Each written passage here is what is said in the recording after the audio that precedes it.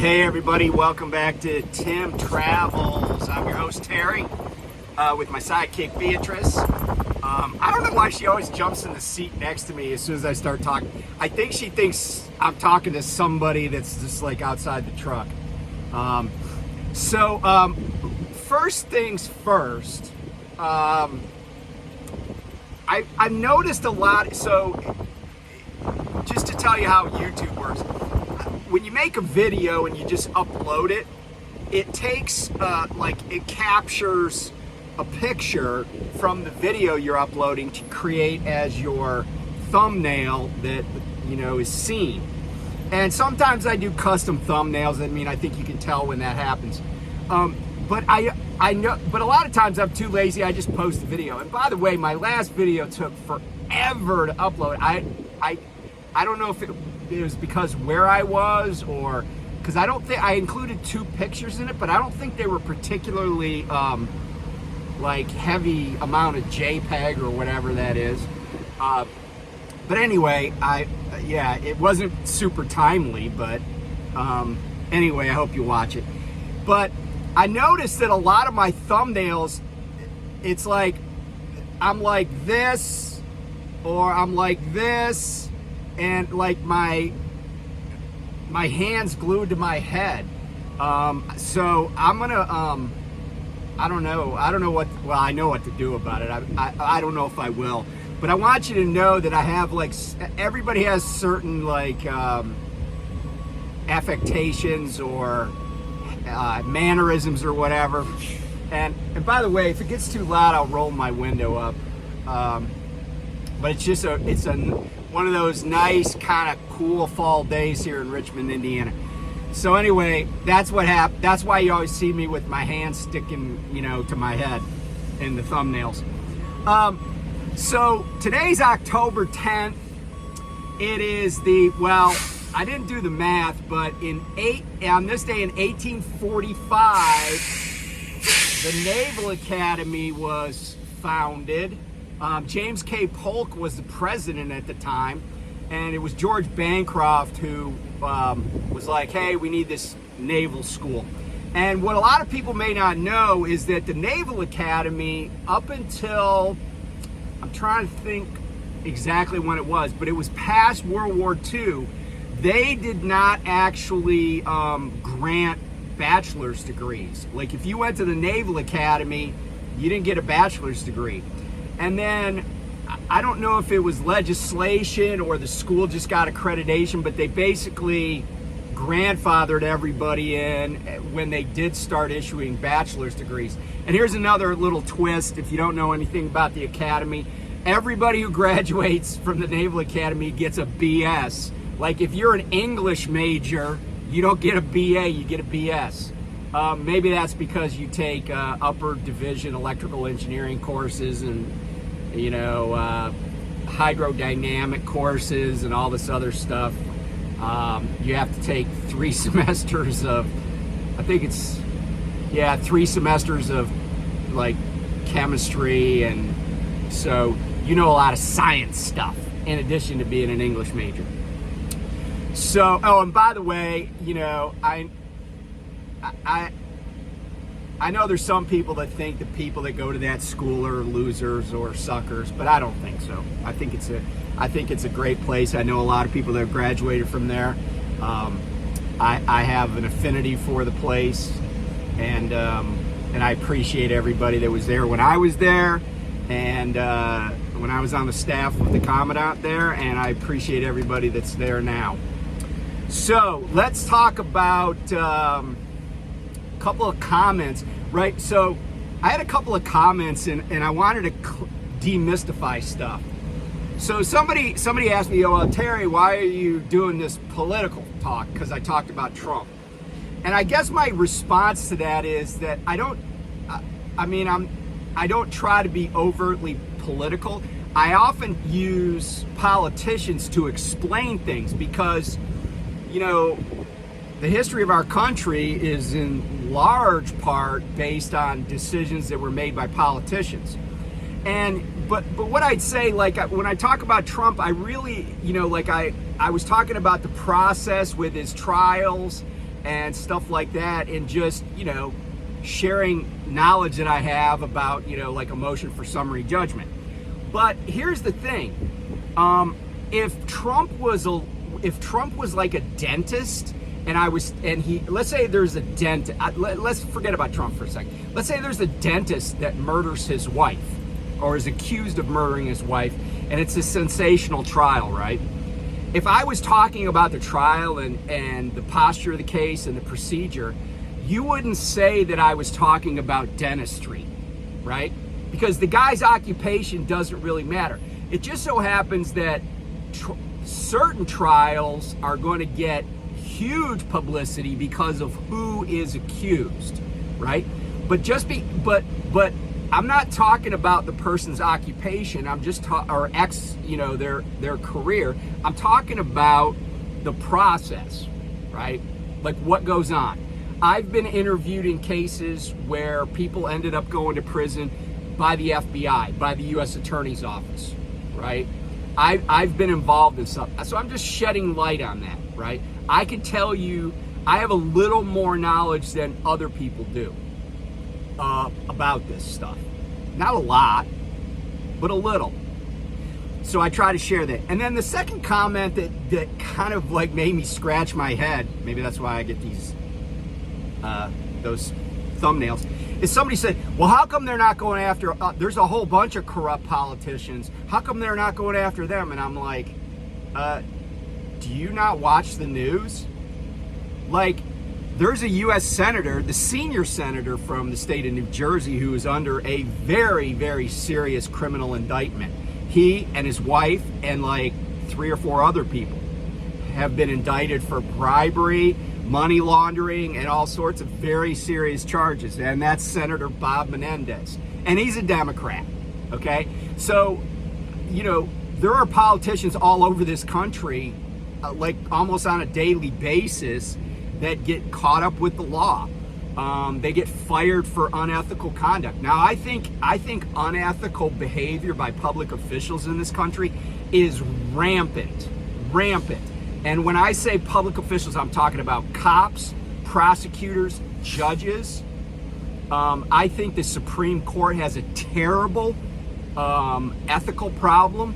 And I'll name names. I think Justice Thomas is damn near criminal in his lack of ethics. I think Justice Alito has an ethical issues. And I even think Justice Sotomayor has ethical issues. I mean, in Baltimore, in the past, 10, 15 years, we've had 2 mayors that were charged with crimes. One of them went to prison. The other got a plea deal. And it's just misuse of public office. The first one, her name was Sheila Dixon. She, and she seemed like a nice person, but she got kind of busted, if you will, stealing gift cards that had been donated by businesses for poor kids, poor families at Christmas time a few years ago. And this is a woman who makes, $150,000 a year, right? And, but she just had this sense of entitlement. Like, she kept a bunch of these gift cards, thousands of dollars worth, in a city where there's a lot of poverty. It was shameful. And then the other mayor was a woman named Catherine, it'll come to me. But she wrote a book. And by the way, this is kind of what I think Sotomayor has been up to. But she wrote a book, and she had been a state senator before she was the mayor of Baltimore, and she was like twisting people's arms to buy cases of her books, and she ended up getting indicted. The Baltimore City State's attorney, or the former Baltimore City State's attorney, is under indictment by the feds. Now, I will say this. She's a Democrat. The U.S. attorney is a Trump appointee, and Biden left him in place, right? Biden didn't clean house, even though U.S. attorneys are political appointees. But this woman was indicted for basically lying on a COVID relief form. The problem I have with this is is this. So you may or may not know that if you lie on a loan application, it's a crime. And what happens though is that people do it all the time, right? So like you go in to buy a car and they're like, how much do you make a year? And you say, I make $65,000 a year. Well, if the truth is more like you made $58,000 in your last full year, then that's a lie, right? Unless you can substantiate the 65K. Now, a lot of times they don't check, but it is fraud. Or if you say, if you've been at your job for 10 and a half months and you say you've been there a year, right? That's fraud. It's a lie. Okay, so what happened with this person is she did an application to take money out of a qualified investment account, and what she used the money for was to like buy like a second or third house in Florida with the idea that they were going to be income properties, and but where she got the money was her own, it was her own money, right? But she was taking it out without penalty. So she basically kind of like lied about why she wanted the money. Because she hadn't been out of a job. She was making her prosecutor salary and stuff. So, you know, I mean, did she do something illegal? Yeah. Is it something that I think the U.S. Attorney's Office should spend a lot of time on in a city like Baltimore? And no. But, you know, if you make enemies, you know, people come after you sometimes, even when discretion might say, why bother? So, to respond to the people, look, there's corruption everywhere, and lots of people are investigated for it all the time. President Biden just had to give information to the special prosecutor about classified documents that he had in his possession. His son's been indicted. You know, I'm an equal opportunity, like, you know, I don't know, person.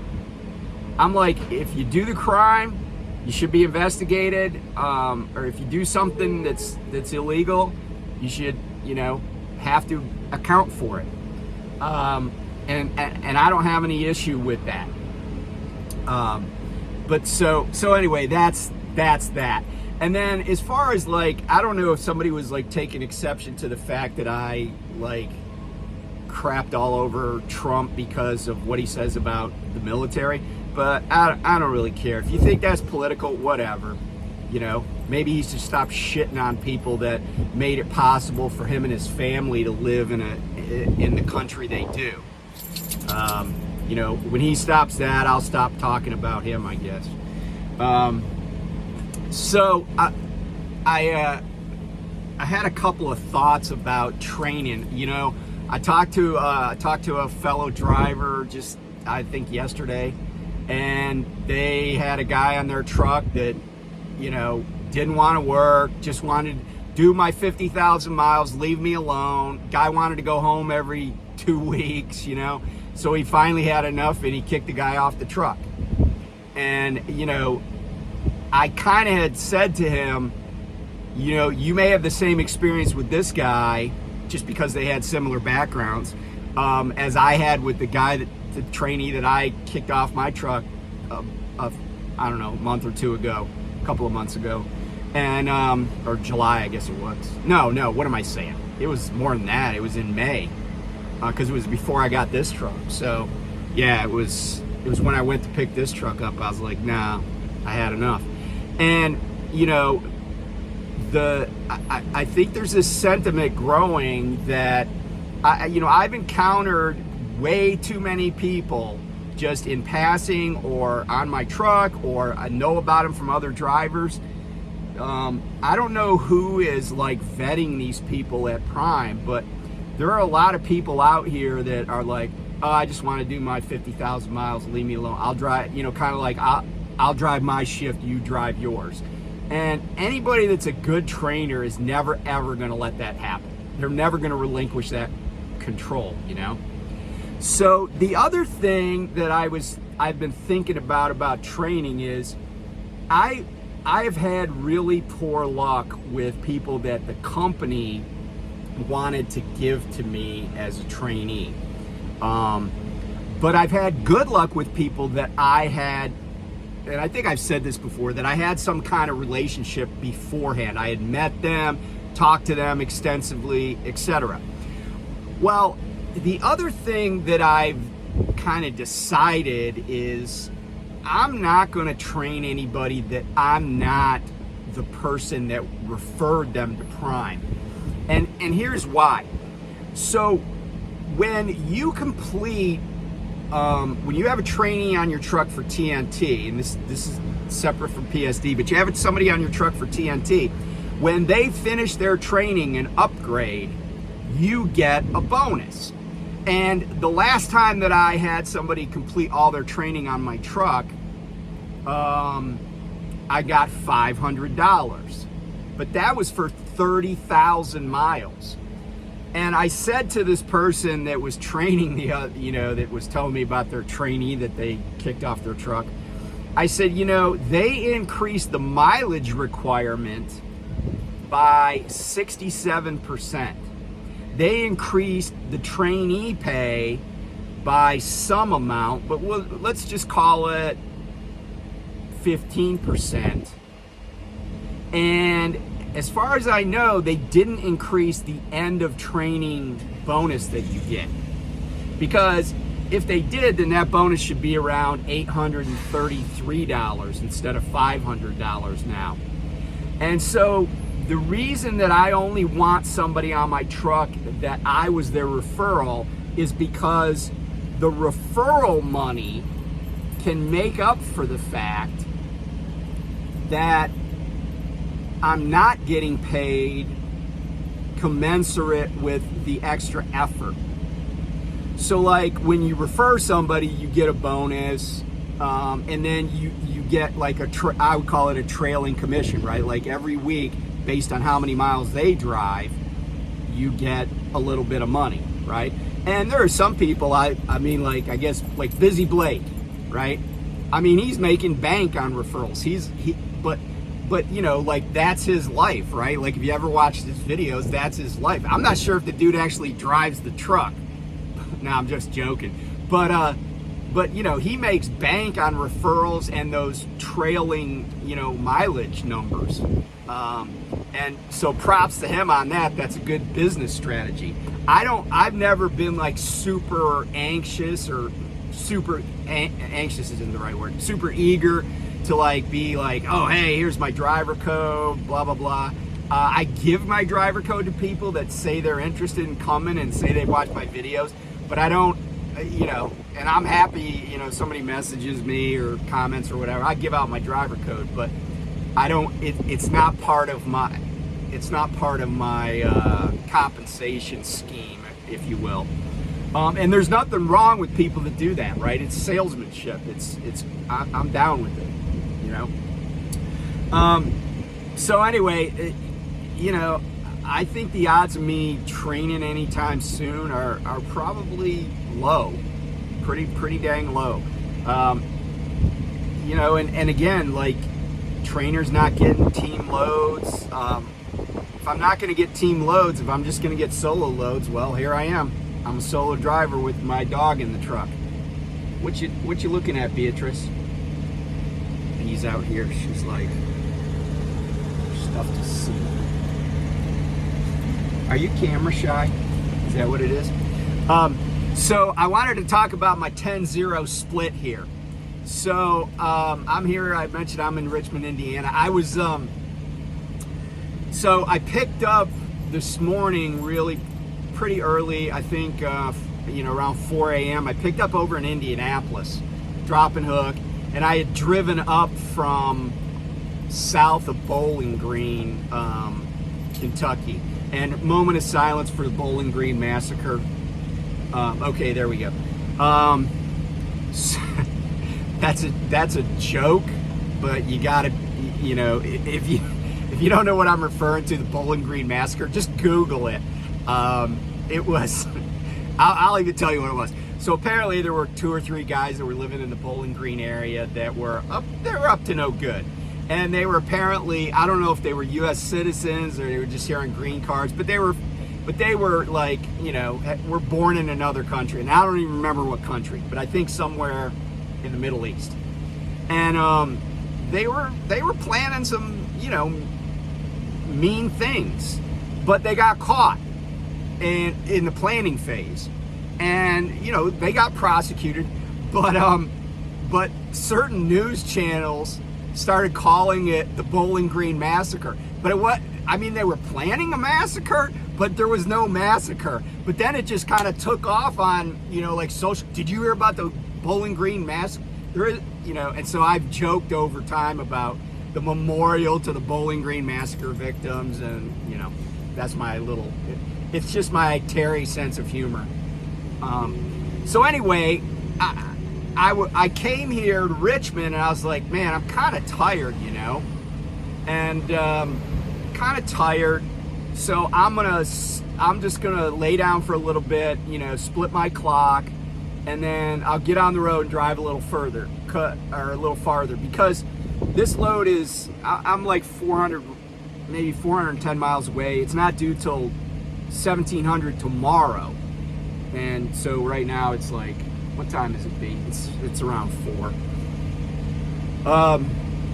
So I was like, well, I'll just do, you know, like, I'll just take a 3-hour nap. Well, 3 hours came, and then I was like, maybe I'll just do a 7. So in the meantime, because I've been here now 9 hours and 28 minutes. In the meantime, I get a message from my fleet manager, and he's like, hey, need you to repower a load. This load's going to Upper Darby, Pennsylvania. And it's a place I've been before, and it paid more per mile than I'm getting on this load.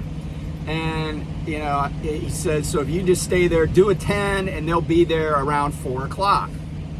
I'm like, okay. And so it was a while before I saw that message, but I'm like, sure, I'll do it. You know, just have them call me when they get close. So I was like, all right, well, then I'll go in and take a shower and, you know, just take B out and do that. So then I get a message after I agree to all this and kind of plan around that, you know, like work it through in my head.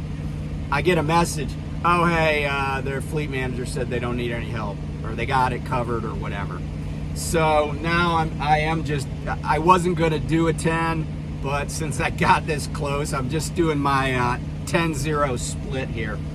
So, yeah, so when you start doing 10-0 splits, those are known in the industry as the Tim Travel split.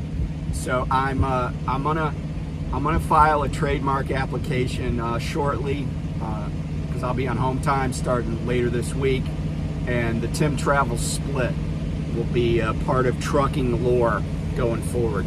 So anyway, appreciate everybody. Thanks for watching, and be safe out there, and I'll talk to you soon. Bye.